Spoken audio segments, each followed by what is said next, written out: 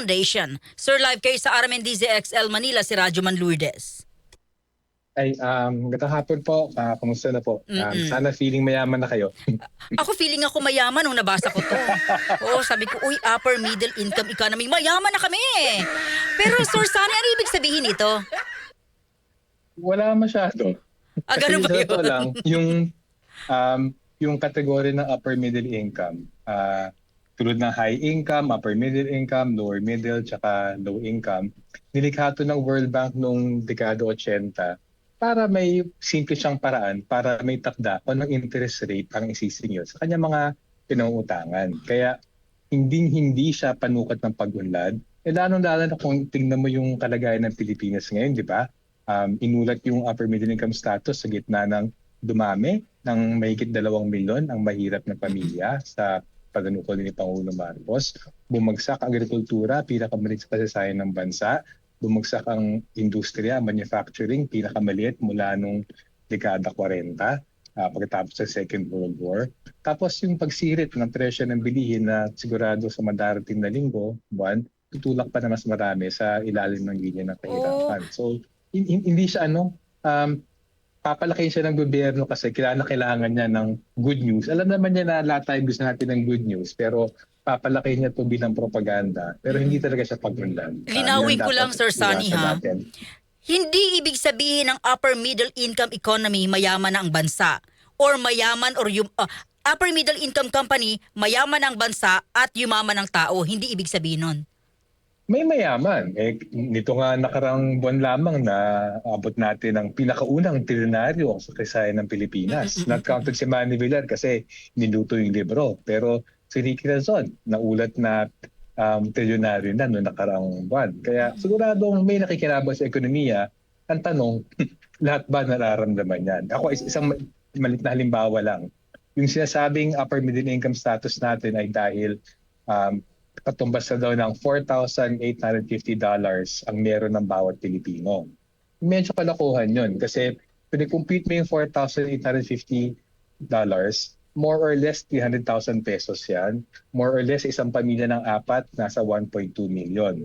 Ilan bang pamilyang Pilipino ang may kita ng 1.2 million sa isang taon? Pinupit namin sa ibon, siguro malaki na yung 5% ng pamilyang Pilipino ang may 1.2 million na kita kada taon. Kaya even yung numero na yan na $4,850 na paulit-ulit sinasabi ng lahat ng peso isang gobyerno, wala namang ganyang kitang karaniwang Pilipino. Yung mayority ng Pilipino, nagsasabing mahirap sila eh. So ano yun, propaganda, gagamitin ng, para sa World Bank, technical na numero lamang yan. Para sa administrasyon, ginagamit nilang propaganda.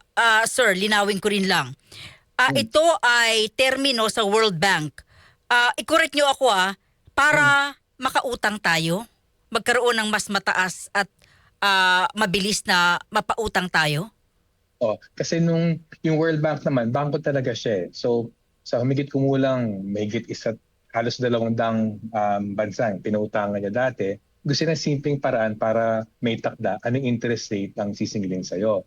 So nung mga kaligitnaan ng dekada 80, nilikha niya yung kategorya na low income, lower middle, upper middle, tsaka high income para sabihin, depende sa anong kategorya ka, may ganitong interest rate bibigay sa'yo. Kung mas mataas ang income level mo, mas mataas ang interest rate, mas maikli yung maturity. Kung mas mahirap ka, mas mababang interest rate, mas mahaba yung maturity. So nangyayari lamang sa Pilipinas ngayon, tumawid tayo ng konti mula dun sa upper middle income, mula sa lower middle income, nag-upper middle income tayo. Pero ito yung delikado. Lumala ang ekonomiya ng Pilipinas. Walang duda. Bumabago ng ekonomiya, dumadaming mahirap, bagsak ang agrikultura, bagsak manufacturing. So, sa lagay natin ngayon, kailangan natin ng dagdag na kapital. Pero, dahil pumasok tayo sa technical definition ng World Bank na upper middle income, biglang sa panahon na kailangan natin ng kapital at ayuda, magmamahal ngayon ang pag-utang at maobliga tayo sa darating na taon, umutang sa market rates na mas mataas ang interest rate, mas maikli ang amortization. So, kumbaga, napakadelikado sa Pilipinas yan kasi lalong loloobong utang natin, lalong mamahal kumuha ng utang, lalong maiipit ang budget natin para sa, ano man yan, edukasyon, kalusugan, ayuda, agrikultura, ano yan. Sa pangkalahatan, dehado tayo. Mm-mm. May ano to, palandaliang tuwa ang administrasyon. Masabi niya, upper middle income na tayo dahil sa mga pagsisikap namin. Pero Mm-mm. materially, wala nakakaramdam yan sa ordinaryong Pilipino. At Exactly. materially, pabigat yan sa pagutang natin sa madami na taon. Okay, so para saan po itong term na ito, upper middle income economy, para ba sa per family, individual, or para lamang sa bansa? Para sa bansa siya, ang para na pag-compute ng World Bank dyan, yung tinatawag na gross national income, essentially lahat ng yung buong halaga ng ekonomiya ng Pilipinas, lahat ng produkto, serbisyo na nilikha niya domestically tsaka abroad, kasama dyan yung mga kitang OFWs, yung buong produkto ng ekonomiya ng Pilipinas, dinidivide by yung populasyon niya. So ganun kasimple yon lang yon. Walang pagsusuri, ilan bang mahirap, ilan ang mayaman. Tama. Walang pagsusuri, bagsak ba yung sahod. Walang pagsusuri, nangihinalo na ba ang isang pamilya dahil sa may nagkasakit sa kanila. Walang ganon. Ganon ka krudo lamang yung pag-estimate nila. Oh, Halaga na ekonomiya, divided by the population, ikaw ay either low income, lower middle, upper middle, or high income. Mm-mm. Tapos na, ganun lang. Akala ko pa naman kasi upper middle income na yung ating ekonomiya, marami na yung nakakabili ng kotse. Oo. Hindi totoo, Hindi sir. na ata abot sa 10% ng Oo, pamilya ay may marami kotse. na ang may bahay, kotse, at sabi ko kayo na, yung mga, like, sir, alam mo to, di ba, sa abroad, yung mga cashier sa mga mall, pag lumabas sila, may mga kotse, kanya-kanya, di ba? So, sabi ko, wow, kahit yung mga cashier sa SM, paglabas, may mga kotse na kanya-kanya, hindi pala yun. Oo, hindi, ayun nga. 4,000, sa pagkalala ko $4,850 katumbas kada Pilipino. Ikaw ba, feeling mo ba, meron kang 300,000 pesos Oo. at umumultiply mo sa pamilya? Kasi yung per capita na yan, lahat ng Pilipino yan, sanggol, bata, matanda na. So, ang average size ng isang pamilya ay 4. So, i-multiply mo yung 4 times the 300,000 pesos na meron daw kitang bawat Pilipino. Sinasabi niya, 1.2 million pesos ang kita ng bawat pamilyang Pilipino kada taon. Okay. Oo nga, Ang parang, layo-layo, ang oo nga layo-layo sa parang, realidad. parang papalagyata kami doon. Pero sir, sa, Siguro yun nga, may feel good tayo ngayon. Medyo yes. matutuwa ka sa, upper middle income na tayo. Pero bukas sa umaga, pagising, walang pagkakaiba. Buti pa nga yung senior citizen, kapag umabot siya ng technical definition ng senior, 60, may discount siya. Tama, Tayo oo. hindi. Technical definition ng upper middle income tayo, tagmahal pa yung pagpapautang. Medyo Oo, so, dehado tayo. para saan to? Ah, ah, Para sa propaganda ni Pangulong Marcos na upper middle income na sa kanyang panunungkulan. Yun lang yun, para ipagmalaki sa zona. oh, so, pati sa abroad, pinamalita po ito eh. No? Parang, para makakuha ba ng investors din?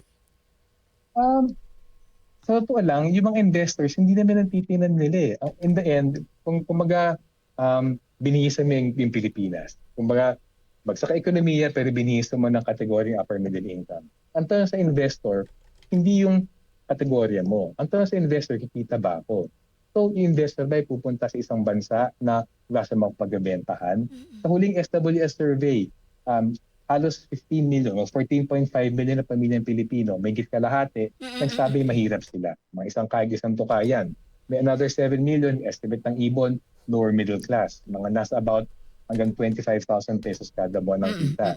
Kung meron kang populasyon na 20 million out of 28 million na buong pamilya, yung 20 million na yan, halos isang kahit isang tuka, investor ka, anong magbebenta mo sa ganyan kahirap na populasyon? So sa amin, yun na mas mahalaga tingnan sana ng kung sino man na mapanuri dun sa piniling ito. Ito ba ay ramdam ng lahat? Oo. Hindi. Ito ay ramdam lamang ng iilan-ilang napakaliit na bahagi lamang ng ating populasyon. Sir Sonny, bago ko kayo bitawan, ano naman ho yung say po ninyo sa 85 pesos na wage increase?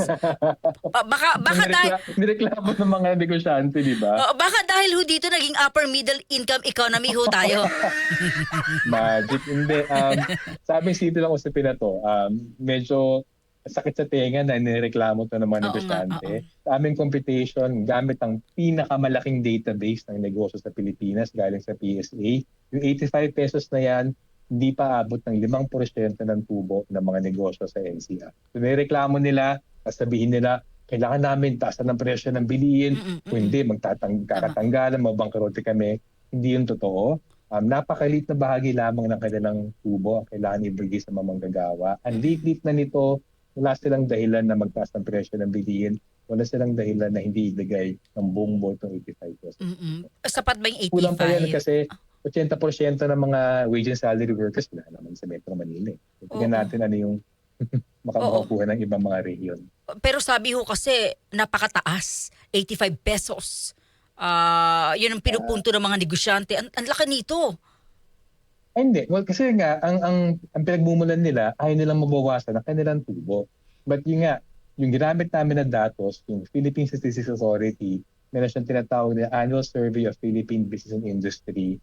I think about 60,000 ang respondents niya. Takot niya lahat ng formal enterprises.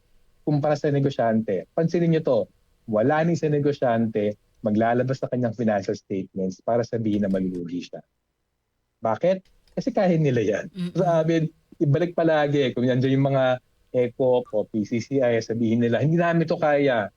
Sabihin mo, sige nga, patunayan nyo, ilabas nyo yung datos nyo. Kasi kami sa Ibon, ang datos namin galing sa PSA.